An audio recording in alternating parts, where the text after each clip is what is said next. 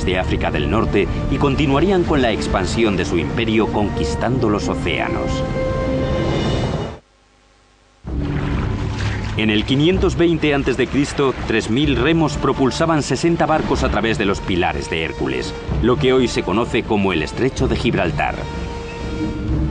Hanón el Navegante, el gran almirante de Cartago, viajó hasta los límites del mundo conocido y se preparó para lanzar una estrategia que podría terminar con el dominio total del Mediterráneo. Para mí, todos los grandes exploradores, Cristóbal Colón, Vasco de Gama, que zarparon hacia lo desconocido, guardan un claro paralelismo con el primero y el mejor de todos. Hanón se hizo a la mar para ampliar los límites de la red cartaginesa de colonias e intercambios. No solo estableció relaciones comerciales, sino también ciudades enteras de nuevos colonos para conservar el control de la tierra y el acceso a sus recursos. La habilidad técnica de Cartago en el mar le reportó poder y riqueza. En el siglo VI a.C., las islas de Córcega, Cerdeña y las Baleares estaban bajo su control. El centro de su poder fluía desde una maravilla de la ingeniería, el puerto de Cartago. Esta es, sin duda, la cumbre de la ingeniería de Cartago. Aunque los datos son inciertos, los arqueólogos creen que podría haberse construido ya en tiempos de Hanón. Pero en la cima de su poder, en el siglo II a.C., el puerto de Cartago se transformó, siendo tecnológicamente superior a cualquier otra instalación marítima del mundo, y la verdadera alma de Cartago. Formaba parte de Cartago, era el corazón de Cartago, los pulmones de Cartago, lo era todo para Cartago, tanto naval como comercialmente. El puerto tenía una entrada común desde el mar que medía 21 metros de ancho y que podía cerrarse con cadenas de hierro. En su interior había dos puertos separados, el primero para los navíos mercantes. El puerto mercante o comercial estaba organizado con embarcaderos convencionales para que la carga y descarga de mercancías fuera lo más fácil posible. Es muy fácil imaginar a Cartago, por ejemplo, en el 400 a.C., donde se vería cómo todas las mercancías que había en el entonces mundo conocido se compraban, transportaban y vendían en la ciudad.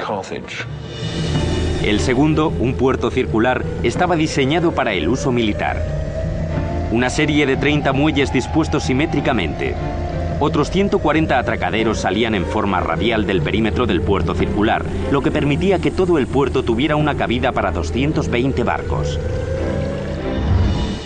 Actualmente se ha excavado un único dique seco, un recuerdo de la fuerza que una vez tuvo el puerto.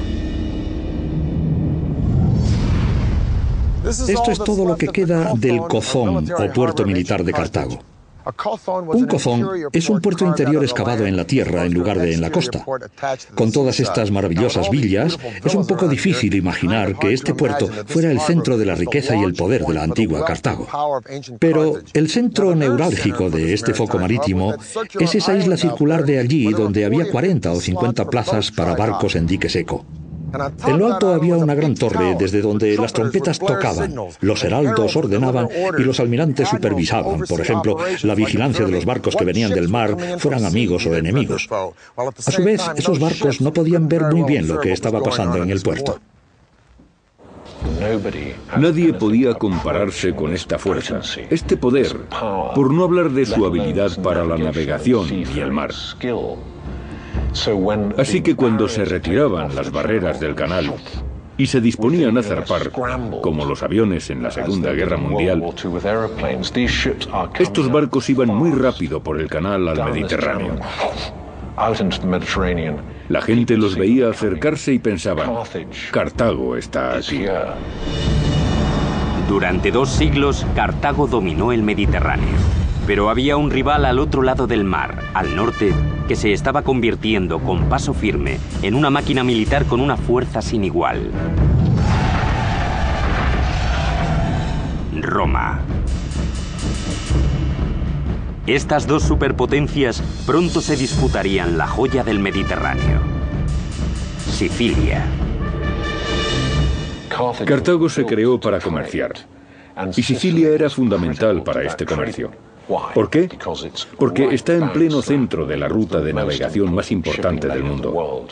Quien controle Sicilia controlará estas rutas cruciales de comercio. Los romanos vieron las grandes riquezas que Cartago podía tener y empezaron a abrirse paso hacia ellas. Los cartagineses reaccionaron y dijeron: espera, nosotros llegamos primero. Por favor, sacad vuestros carros de mis tierras. Ahora Roma y Cartago tenían colonias en Sicilia. Esta tensión desencadenaría una serie de guerras que conmocionarían al mundo antiguo. Para los romanos, Cartago era una lanza que apuntaba justo al corazón de Roma y a su floreciente imperio de comercio. Así que, por supuesto, pensaron que debían eliminarla. Se conocerían como guerras púnicas, llamadas así por la palabra romana para referirse a los fenicios. El resultado cambiaría el curso de la historia del mundo, y Cartago estaría dirigida por uno de los mayores genios militares de todos los tiempos. A partir del siglo III, la República de Roma es convocada en el sur de Italia por una ciudad griega en busca de ayuda para luchar contra los piratas. Pero poco después, dos ciudades sicilianas entran en juego. Una de ellas, Messina, primero pidió ayuda a Cartago, pero luego pensó: no, vamos a pedírsela a Roma porque está más cerca y lograremos un acuerdo más ventajoso. Siracusa lucha contra Messina y Roma. En una batalla, abandona y se rinde y se entregan a Roma. Y esta, en cuestión de décadas, consigue todo el sur de Italia y el este de Sicilia.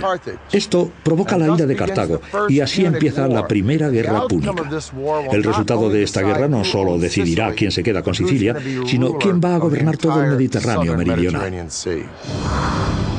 En el 264 a.C., Roma y Cartago empiezan la Primera Guerra Púnica. Al cabo de 17 años, los dos bandos seguían estancados en una sangrienta contienda.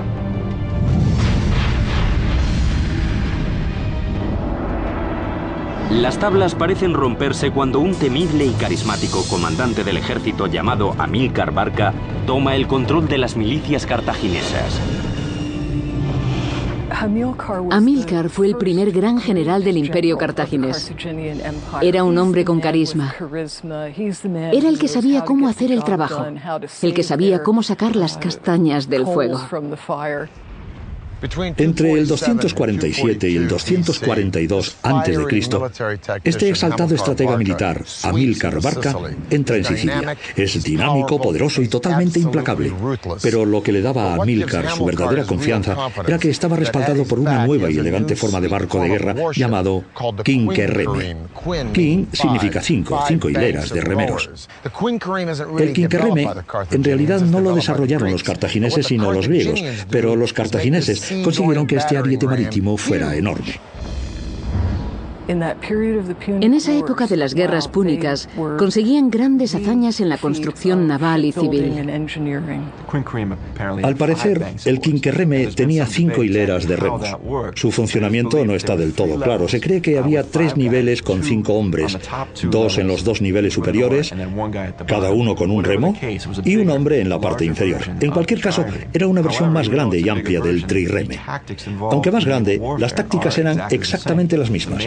El objetivo principal era embestir contra los barcos enemigos. Estaban diseñados para eso.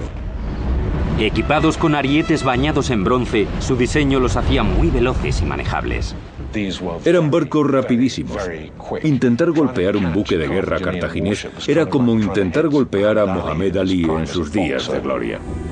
Un quinquerreme solía tener 36 metros de largo y de 3 a 5 metros de ancho, en los que cabían 420 marineros. Con la carga y la tripulación, un quinquerreme llegaba a pesar más de 100 toneladas. En mar abierto, estas superembarcaciones eran máquinas de matar. Estas cosas se te acercaban a velocidades impensables y golpeaban el casco de tu barco hasta hacerlo temblar. Tu barco se tambalea y empiezas a hundirte. En cambio, el trirreme seguramente se emplearía para enzarzarse en una pelea en alta mar con el barco enemigo. Los cartagineses no se andaban con chiquitas. Te golpeaban una vez, te ibas a pique y se iban a por el siguiente. Era mortal. La genialidad de los cartagineses estribaba en la producción en masa de estos barcos. Tomaban piezas prefabricadas y las ensamblaban en una cadena de montaje. Así que los enemigos sabían que en cuanto hundieran un quinquerreme, aparecería otro por el horizonte. Esto supuso una clara desventaja para la flota romana, hasta que se hicieron con un quinquerreme a la deriva y lograron deconstruirlo. Así se hicieron una idea de cómo estaba ensamblado y probaron a armarlo ellos mismos. Capturaron un quinquerreme cartaginés encallado e hicieron decenas de copias. Estas copias ni siquiera eran tan buenas como los originales. Estaban hechas de madera joven y al poco tiempo se desmontaban. Pero ese poco tiempo fue el que necesitaron los romanos para inclinar la balanza a su favor. Las